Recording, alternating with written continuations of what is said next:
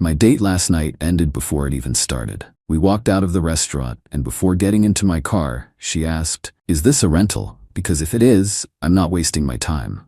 I didn't get angry or defend myself. I just looked at her, smiled, said goodbye, and drove off alone, leaving her standing on the curb. It was a simple, quiet decision. The next morning, my phone had blown up. The screen showed 21 missed calls, all from her number, starting around midnight and getting more frequent toward dawn. There were texts, too. The first few were arrogant, demanding to know what my problem was. Then they turned confused, asking if I was okay. The last dozen were pure panic, a stream of apologies and pleas, messages begging for another chance. I read them all without feeling much of anything except tired. I made coffee and started my day. Her name is Jenna. We'd been seeing each other for about 2 months, and the red flags were there all along. I just chose to ignore them. She always commented on what other people were wearing, the cars they drove, the neighborhoods they lived in. It wasn't just observation, it was judgment, a constant sizing up of everyone around her. My friends noticed it. My sister Carla flat out told me Jenna was a user, but I figured she was just being protective. The car, for the record, is a 3-year-old Lexus. It's not flashy, but it's clean, reliable, and fully paid off. It's mine. The idea that she would mistake it for a rental, or that it would matter either way, was the final straw. It wasn't about the car. It was about the cold, transactional way she saw the world, and me. A little backstory you need to know. Jenna lives in an apartment building my family owns. It's not some big corporate holding. It's a small 6-unit building my grandfather bought decades ago. We don't manage it ourselves anymore. We have a property manager, Mr. Henderson, a retired cop who knew my grandpa.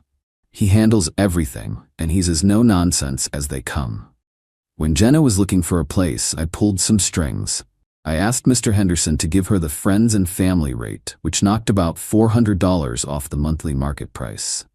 It was a verbal agreement, an informal favor. It wasn't written into her standard 1-year lease. After deleting all her calls and texts, I found the email Mr. Tuff Henderson sent me when she first moved in, with a scanned copy of her signed lease attached. I spent about 10 minutes reading through the standard clauses. Then I called him. "Mr. Henderson," I said. "It's Mark. Got a minute?" "For you always," he grumbled. I could hear the TV on in the background, probably a morning news show. "What's the issue? Don't tell me that girlfriend of yours is complaining about the water pressure again." "Actually, it's about her," I said. "We're no longer seeing each other. I need you to do something for me. I need you to bring her rent up to the full market rate, effective at the earliest possible date according to her lease." There was a pause. "Everything all right, kid?" His tone softened a bit. He'd known me since I was a boy. "Everything's fine," I said. "Just cleaning up a loose end. The discount was a personal favor, and it's over." "Okay," he said, all business again. "Lease says we need to give 30 days at written notice for any rent adjustments. I'll type up the notice today. It'll cite Section 4B of the rental agreement, rent and other charges, which allows for adjustments to non-fixed concessions with proper notification. It's boilerplate, but it's ironclad. I'll date it today, September 9th, and post it on her door this afternoon.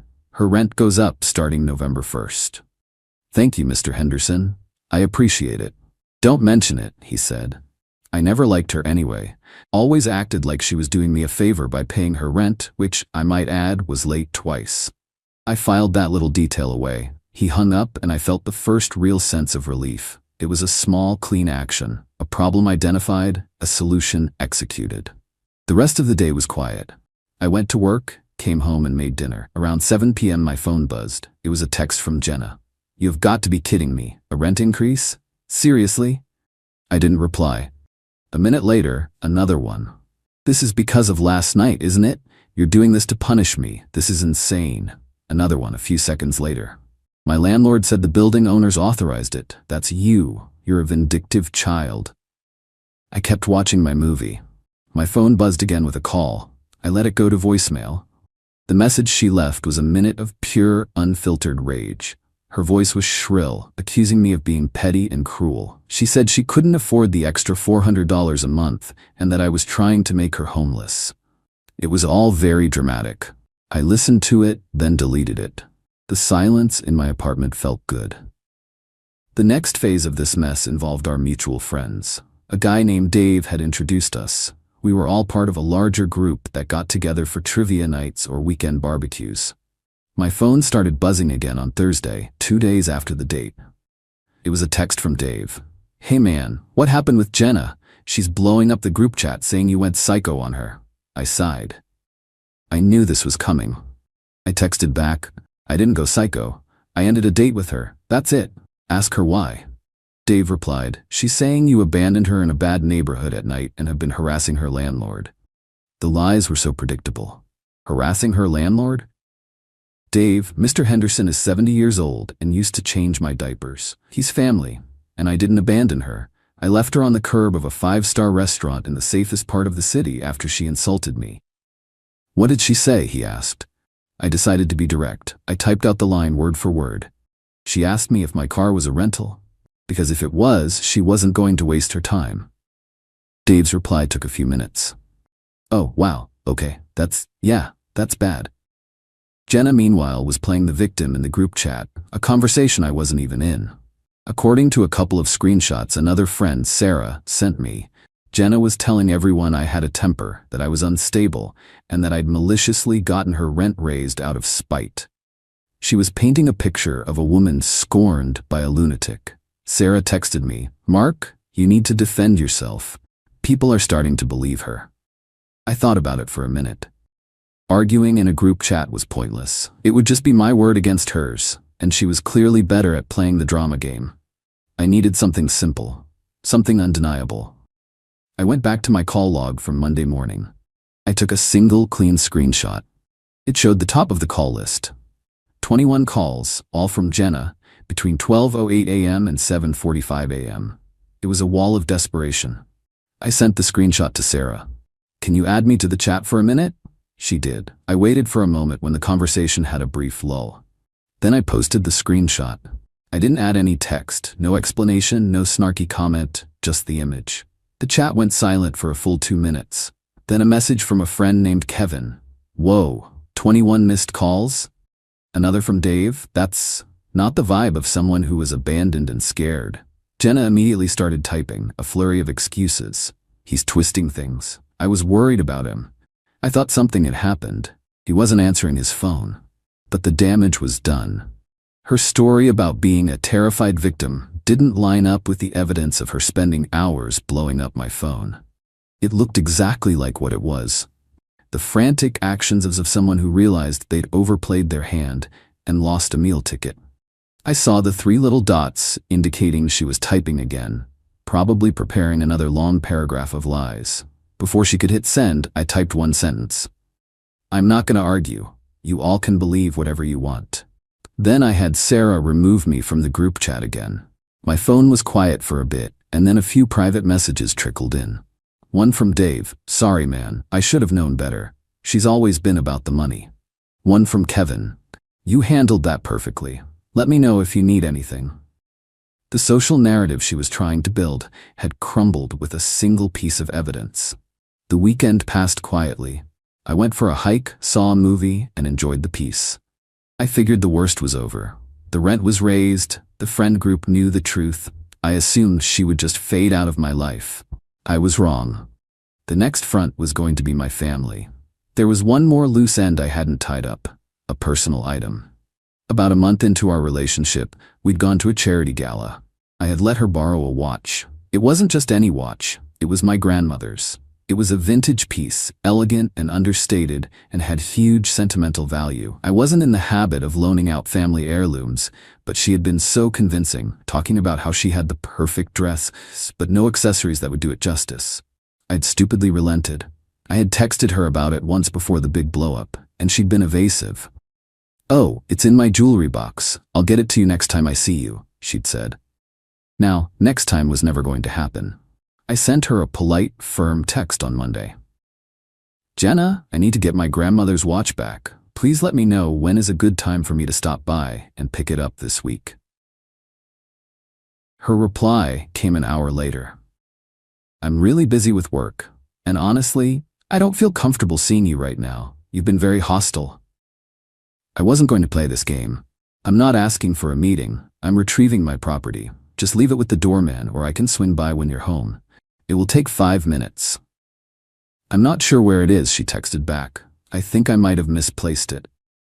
That text sent a cold spike of anger through me. Misplaced it. A one-of-a-kind family heirloom. I knew she was lying. It was a power play, one last thing she held over me. I wasn't going to let her have it. This was where my sister came in. I called Carla and explained the situation. She was furious on my behalf. I told you, Mark. I told you she was trash, she said. Okay, here's what we're going to do. We are not asking anymore. We're going over there. She won't let me in, I said. She'll let us in, Carla said, her voice grim. She won't want the neighbors to see her refusing to let your sister in, especially when we're being perfectly polite. We're not going to be aggressive. We're going to be calm, reasonable, and completely immovable. Carla was always better at confrontations than I was. She had a spine of steel. Before we went, she did something I hadn't even thought of. She scrolled through Jenna's social media, and there it was. A photo from just last weekend, her out to brunch with some friends. On her wrist, clear as day, was my grandmother's watch. Carla saved the photo to her phone, noting the date it was posted. Then she went a step further. My mother had all the old family jewelry appraised for insurance purposes years ago. Carla called her, and within an hour, Mom had emailed over the scanned appraisal document for the watch. It included a detailed description, the serial number, and its replacement value, which was close to $5,000. It also clearly stated its origin as part of my grandmother's estate. Carla printed out the social media photo and a copy of the appraisal. Okay, she said, holding the papers. Now we have leverage. The next evening, we drove to Jenna's apartment building, my building. I buzzed her unit from the lobby. Who is it? Her voice crackled through the speaker. It's Mark, and my sister Carla, I said calmly. We're here for the watch, we're not leaving without it. There was a long silence. I told you I don't know where it is. Buzz us in, Jenna, Carla said, her voice sharp and clear. Or we can have this conversation in the lobby. I'm sure Mr. Henderson wouldn't mind listening in. The mention of Mr. Henderson did the trick. The lock buzzed and we went up. She opened the door just a crack, wearing sweatpants and a scowl. What do you want? The watch, Jenna, I said, keeping my voice level. Now. I can't find it, she repeated, her eyes darting between me and Carla. I'll look for it this weekend. Carla didn't say a word. She just held up her phone, displaying the photo of Jenna wearing the watch at brunch 3 days ago. Jenna's face went pale. That doesn't prove anything, she stammered. Carla then held up the printed insurance appraisal. She pointed to the line item describing the watch. This proves it's a family heirloom with a significant monetary value. We have a photo of you wearing it after you claimed you couldn't find it. This is now moving beyond a simple disagreement. This is theft. Jenna stared at the paper, then at Carla's unblinking face. The fight just drained out of her.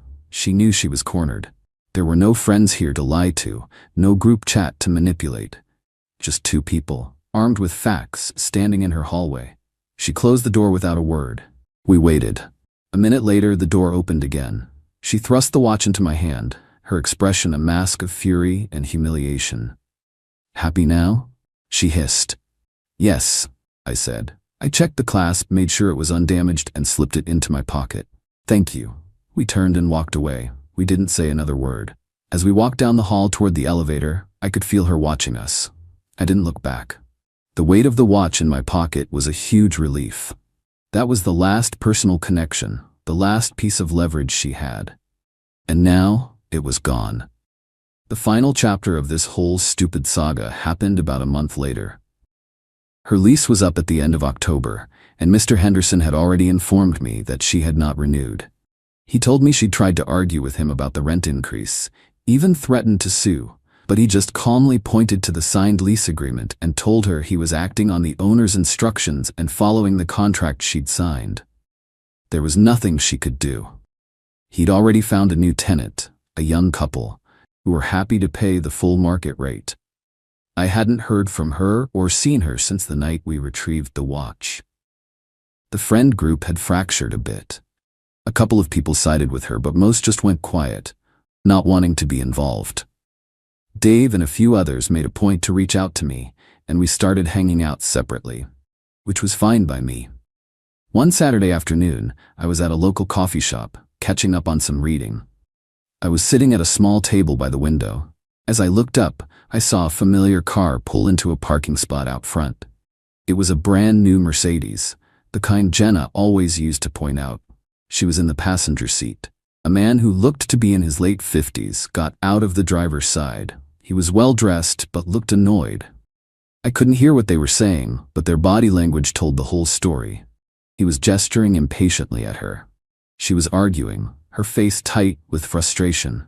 He said something that made her flinch, then he pointed a finger at her, shook his head, and walked into the bank next to the coffee shop, leaving her in the car. Jenna just sat there, staring straight ahead, her perfect posture rigid with anger. For a moment I felt a flicker of something, but it wasn't pity. It was just a distant, clinical observation. She'd found a new target, a wealthier one, but the dynamic was the same. Her happiness was entirely dependent on someone else's wallet, and it was a precarious, stressful way to live. She looked trapped. I finished my coffee, paid my bill, and walked out to the parking lot. I had to walk right past the Mercedes to get to my car. She was looking down at her phone now, probably scrolling, and didn't see me. I got into my Lexus, the same car that started this whole thing. It felt comfortable, familiar. It was mine. I started the engine, pulled out of the parking spot, and drove away. I didn't look in the rearview mirror. There was nothing back there I needed to see.